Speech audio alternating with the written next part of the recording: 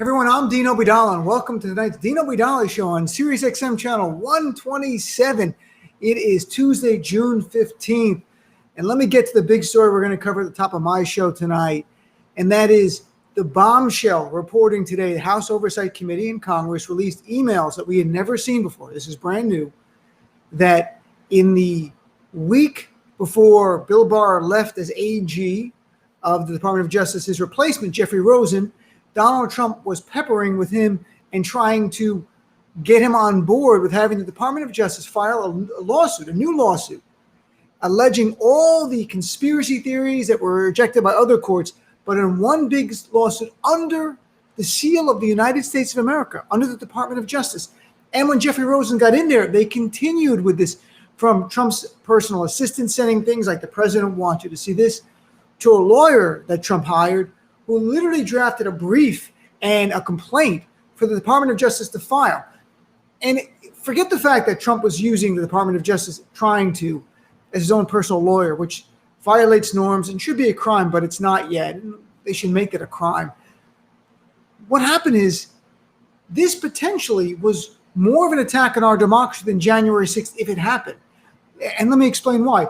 January 6th, except for a handful of Republicans like Marjorie Taylor Greene, who literally today defended the terrorists who attacked, and people like Paul Gozer, another right-wing white nationalist congressman, and a couple of others like Ron Johnson, the people are disgusted by this act of domestic terrorism that Christopher Wray, the FBI director, called it in March, and then reaffirmed that today in testimony before the House. It was an act of domestic terrorism. The people who attacked Congress, our Capitol, to prevent the certification of the votes were terrorists. They were doing it for a political purpose, committing an act of crime. So there's no doubt they were terrorists.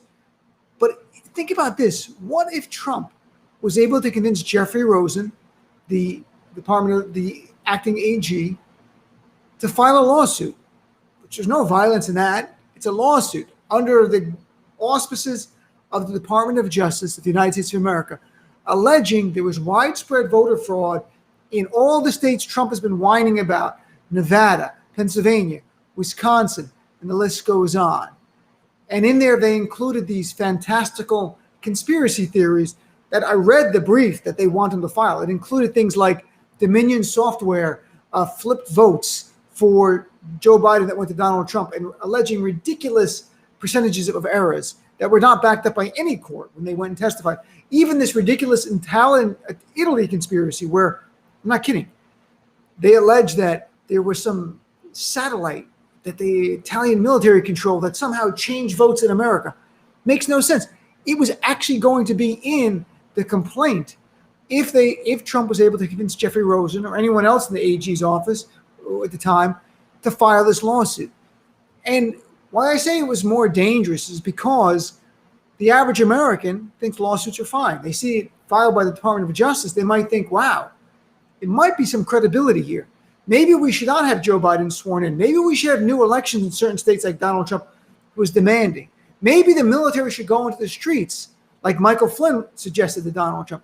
We don't know how this would have spun out, but I can tell you the ripples it would have sent through society would have been far worse, far more damaging to our democracy than January 6th. And the fact that we have these new emails that we never saw before really makes it acute, the need for a January 6th bipartisan commission to look into all the details. What we also learned, because of seeing these emails, something else made sense. A few months ago, we learned that there was a member of the Department of Justice who wanted to get Jeffrey Rosen thrown out and replace it with a Trump loyalist, a guy named Jeffrey Clark. And this was Jeffrey Clark who was behind all this. And now we know why, because Jeffrey Clark was going to play ball. He was going to file this ridiculous, outrageous lawsuit that was an attack on our democracy. And we need to applaud Jeffrey Rosen and others in the DOJ who stood strong, because when they heard that they were going to replace Jeffrey Rosen with Jeffrey Clark, the leading members of the DOJ said they would resign in unison to alarm Americans around the country how dangerous what was going on. So they didn't do this. It really was a few people on the wall who stood for us, who stood up for democracy against Donald Trump. Or it's all speculative, but I can assure you this lawsuit would have been far worse. And who knows, it gets to the 6-3 Republican-controlled Supreme Court, how that plays out. So we'll talk about that in much more detail. I'll read you some of the emails. It was literally, no exaggeration, jaw-dropping reading this. Donald Trump had two paths to his coup. The first path to the coup was January 6th and a potential military coup. The other part, which we knew about, the legal part, there's lawsuits in state after state. What we didn't know was he was trying to get the Department of Justice on board to actually file a lawsuit that would have given credibility to this. So there was a two-path coup attempt by Donald Trump, one legal and one using violence. And January 6th was the backstop. If everything else failed, his supporters were going to overturn the election, at least to buy Donald Trump time by preventing the certification of the votes mandated by the Electoral Count Act. And since we've never been in that landscape before as a nation, who knows how it would have played out. And that was Trump was hoping for. And every day Donald Trump walks free is an insult to the officers who were injured, Brian Sicknick, who was killed by Trump supporters. There's no doubt they're attacking him, contribute to his death. It is an insult to our justice system. It's an insult to everything we believe in this country. Every day Donald Trump walks free. He should be in prison. He should spend the rest of his life in prison.